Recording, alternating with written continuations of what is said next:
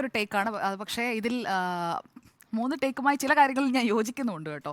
ഇതൊരു വിവാദം അനാവശ്യം എന്നതിനപ്പുറം ഇതൊരു അപശ്രുതിയായി പോയി എന്നുള്ളതാണ് ഞാൻ മനസ്സിലാക്കുന്നത്. കാരണം സച്ചിദാനന്ദൻ്റെ ഭാഗത്തും തെറ്റുണ്ട്. സച്ചിദാനന്ദൻ അറിയാത്തതൊന്നുമല്ലല്ലോ ശ്രീകുമാരൻ തമ്പി സാർ എങ്ങനത്തെ കവിതകളാണ് എഴുതുന്നത്, അല്ലെങ്കിൽ അദ്ദേഹത്തിൻ്റെ ഗാനങ്ങളുടെ ഒരു ശൈലി എങ്ങനെയാണ് എന്നുള്ളത്. ഞാൻ മനസ്സിലാക്കുന്നതിന് 80-ലധികം പ്രായമുണ്ട് അദ്ദേഹത്തിന്. അപ്പോൾ അത്രയും പ്രായമുള്ള ഒരു മനുഷ്യനോട് ഒരു കേരള ഗാനം എഴുതാനായിട്ട് ആവശ്യപ്പെടുക, സ്വാഭാവികമായും അദ്ദേഹം പ്രായം കൂടി നമ്മൾ കണക്കിലാക്കണം. ഒരു അത്രയും പ്രായമുള്ള ഒരാളോട് ഒരു കവിത എഴുതാൻ, അല്ല അത് കേരള ഗാനം എന്ന് പറഞ്ഞുകൊണ്ട് എഴുതാൻ ആവശ്യപ്പെടുകയാണ്. ആ ആവശ്യപ്പെടുന്ന ഘട്ടത്തിലൊന്നും ഇതുപോലെ ഒരു മത്സര ഇനമാണെന്നോ താൻ ഒരു കോമ്പറ്റീഷൻ ഐറ്റത്തിന് പോവുകയാണെന്നോ അദ്ദേഹത്തിന് അറിയില്ലായിരുന്നു. അപ്പോൾ അദ്ദേഹം എഴുതി കൊടുക്കുന്നത് എന്താണ്? അദ്ദേഹത്തിൻ്റെ ശൈലിയിലുള്ള ഗാനമാണ് എഴുതി കൊടുക്കുന്നത്. ഇപ്പോൾ ബോധേശ്വരൻ്റെ ഗാനത്തിൽ ഈ ആവർത്തിച്ച് വരുന്നത് പാടി പതിഞ്ഞ ഒരു തലമുറ തന്നെയാണ് നമ്മൾ. അപ്പോൾ ജയ ജയ കോമള കേരള ധരണി, ജയ ജയ മാമുക പൂജിത ജനനി, അതിലിപ്പോൾ ജയ ജയ ആവർത്തിച്ച് വരുന്ന ആ പ്രാസത്തിനൊപ്പം അത് ചിട്ടപ്പെടുത്തി, പലതരത്തിൽ ചിട്ടപ്പെടുത്തി, മാറ്റങ്ങൾ വരുത്തി ചിട്ടപ്പെടുത്തി ഒക്കെ കേരളം കേട്ടിട്ടുള്ളതാണ് ഇക്കഴിഞ്ഞ പതിറ്റാണ്ടുകളിൽ.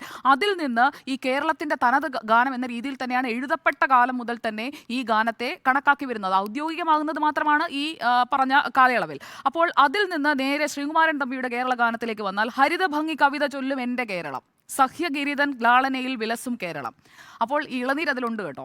അപ്പോൾ അതിൽ പറയുന്ന കാര്യങ്ങളെല്ലാം പ്രകൃതിയുടെ വർണ്ണനയാണ്, അല്ലെങ്കിൽ കേരളത്തിൻ്റെ സാംസ്കാരിക വൈവിധ്യത്തിൻ്റെ വർണ്ണനകളാണ്. അങ്ങനെയുള്ള വർണ്ണനകൾ തന്നെയാണ് ശ്രീകുമാരൻ തമ്പിയുടെ കവിതകളായാലും ഗാനങ്ങളായാലും എടുത്തു നോക്കിയാൽ വർണ്ണനകൾ തന്നെയാണ് അതിലുള്ളത്. അത് തിരിച്ചറിയാതെ സച്ചിദാനന്ദൻ ആവശ്യപ്പെട്ടിടത്താണ് തെറ്റ്.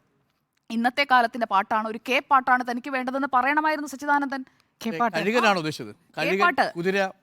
കെ പാട്ടെന്ന് പറഞ്ഞാൽ എന്തുമാകാമല്ലോ. അപ്പോൾ അങ്ങനെ പുതിയ കാലത്തിൻ്റെ പാട്ട് വേണമെന്നല്ലേ നിങ്ങളും ആവശ്യപ്പെടുന്നത്. അപ്പോൾ പുതിയ കാലത്തിൻ്റെ പാട്ടെന്ന് പറയുമ്പോൾ ആ രീതിയിലൊക്കെയുള്ള ഒരു പാട്ടായിരിക്കുമല്ലോ പറഞ്ഞതുകൊണ്ട്. എന്തായാലും ആ പാട്ട് സമാനമായ രീതിയിലുള്ള ഒരു പാട്ട് വരികയാണെങ്കിൽ, തീയിൽ കുരുത്തൊരു കുതിരയെ, കൊടുങ്കാറ്റിൽ പറക്കുന്ന കഴുകനെ, മണ്ണിൽ മുളച്ചൊരു സൂര്യനെ, മലയാള നാടിൻ മന്നനെ, നല്ല പാട്ടാണ്. കാരണം ഏത് രീതിയിലും ആസ്വദിച്ച് ആവേശത്തിൽ പാടാൻ കഴിയും. കൊടുങ്കാറ്റിൽ കഴുകൻ എങ്ങനെയാണ് പറക്കുന്നതെന്നുള്ള വിവിധങ്ങളായ ചിന്തകൾ നമ്മളിലേക്ക് കൊണ്ടുവരും. തീയിൽ എങ്ങനെയാണ് കുതിര കുരുക്കുന്നത് എന്നതിനെക്കുറിച്ച് നമുക്ക് ചിന്തിക്കാം. പിന്നെ അതിൽ പരിചിതമായിട്ടുള്ള അർത്ഥമുള്ള ഒരു വാചകം, നാട്ടാർക്കെല്ലാം സുപരിചിതൻ. അത് വേണമെങ്കിൽ മാറ്റാം, കാരണം ക്ലീഷയാണ്, നമ്മൾ സ്ഥിരമായി ഉപയോഗിക്കുന്നതാണ്, നാട്ടാർക്കെല്ലാം പരിചിതൻ. അപ്പോൾ ശ്രീകുമാരൻ തമ്പിയുടെ ഗാനത്തിൽ ക്ലീഷയുണ്ടെന്ന് ആരോപിക്കുന്നവർ ഇതുപോലെയുള്ള ഗാനങ്ങളെ ആസ്വദിക്കുന്ന, ആഘോഷിക്കുന്ന ഒരു വിഭാഗത്തിനൊപ്പമാണ് നിൽക്കുന്നത് എന്നതുകൂടി തിരിച്ചറിയേണ്ടതുണ്ട്. പിന്നെ ശ്രീകുമാരൻ തമ്പിയുടെ രാഷ്ട്രീയം എന്നുള്ളതല്ലല്ലോ ഒരാളോടൊരു കാര്യം ആവശ്യപ്പെടുക. ഡോക്ടർ അരുൺ നന്നായി പ്രഭാഷണം നടത്തുന്നയാളാണ്. ഡോക്ടർ അരുണിനെ ഒരു പരിപാടിക്ക് ഞാൻ ക്ഷണിച്ചു കഴിഞ്ഞതിന് ശേഷം താങ്കൾ ആ പ്രഭാഷണം ഒന്ന് നടത്തിക്കേ, ഞാനൊന്ന് പരിശോധിക്കട്ടെ, ഉണ്ണി ബാലകൃഷ്ണൻ സാറിൻ്റെ പ്രഭാഷണവുമായി ഞാനൊന്ന് അതിനെ കമ്പയർ ചെയ്യട്ടെ, ഒരു പ്രത്യേക കമ്മിറ്റിക്ക് ഞാനൊന്ന് വിടട്ടെ, എന്നിട്ട് അങ്ങയെ വിളിക്കാം എന്ന് ഞാൻ പറയുന്നത് അപമാനിക്കലാണ്. കാരണം അങ്ങയുടെ മെറിറ്റ് എനിക്ക് വ്യക്തമായി അറിയാം. ക്ഷണിക്കുമ്പോൾ പറയുന്നില്ല. അതിനുശേഷം ഇടുന്ന, നോക്കൂ, നേരത്തെ പറഞ്ഞല്ലോ ആ ഒരു സർക്കുലർ, എന്താണ് ആ സർക്കുലർ എന്നത് കൂടി ഞാൻ പറയാം. സാഹിത്യ അക്കാദമി സെക്രട്ടറിക്ക് ഇമെയിലായോ അല്ലെങ്കിൽ രചനകൾ അയക്കേണ്ട, ഒക്ടോബർ 15-നകം രചനകൾ അക്കാദമിയിൽ ലഭിച്ചിരിക്കണം എന്ന് പറഞ്ഞുകൊണ്ടാണ് ഒരു ക്ഷണം. കേരള ഗാനം രചനകൾ ക്ഷണിക്കുന്നു. കേരള സംസ്ഥാനത്തിന് സ്വന്തമായി ഒരു കേരള ഗാനം വേണമെന്ന നിർദ്ദേശം കേരള സർക്കാർ മുന്നോട്ട് വെച്ചിട്ടുണ്ട്. അത് കണ്ടെത്തുകയോ തിരഞ്ഞെടുക്കുകയോ ചെയ്യേണ്ട ചുമതല സാഹിത്യ അക്കാദമിക്കാണ്. കേരള ഗാനത്തിനുതകുന്ന രചനകളും നിർദ്ദേശങ്ങളും കവികളിലും ഗാനകൃത്തുക്കളിൽ നിന്നും ക്ഷണിക്കുന്നു. ഇനി അതിന്റെ കണ്ടന്റ് എന്ത് വേണമെന്നും ഈ അറിയിപ്പിൽ പറയുന്നുണ്ട്. കേരളത്തിന്റെ പ്രകൃതി അതില്ലേ ശ്രീകുമാരൻ തമ്പിയുടെ കവിതയിൽ? ഉണ്ടല്ലോ. ഇളനീരും ഉണ്ടല്ലോ.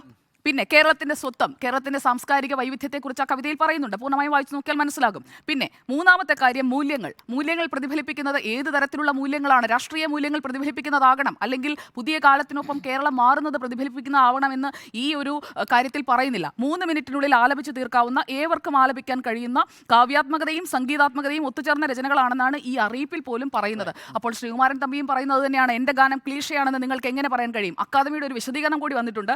എഴുതി കിട്ടിയ ൾക്ക് സംഗീതം, ബിജിപാൽ സംഗീതം നൽകിയതിനു ശേഷം ഒരു കമ്മിറ്റിയുടെ മുൻപാകെ വയ്ക്കും, അതിനുശേഷം തീരുമാനം എന്നുള്ള വ്യത്യസ്തമായ ഒരു വിശദീകരണം കൂടി വന്നിട്ടുണ്ട്. അപ്പോൾ വരികൾ ക്ലീഷയാണെന്ന് തിരിച്ചറിയുന്നത്, മാറ്റാൻ ആവശ്യപ്പെടുന്നത്, അപമാനിക്കുന്നത് ഒരു മുതിർന്ന വ്യക്തിയെയാണ്. ആ വ്യക്തി എത്ര പാട്ടുകൾ എഴുതിയിട്ടുണ്ട്, എത്ര കവിതകൾ എഴുതിയിട്ടുണ്ട് എന്നത് പ്രസക്തം തന്നെയാണ്.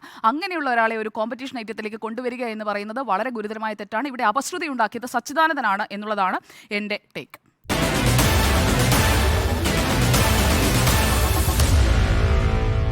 Meet the editors.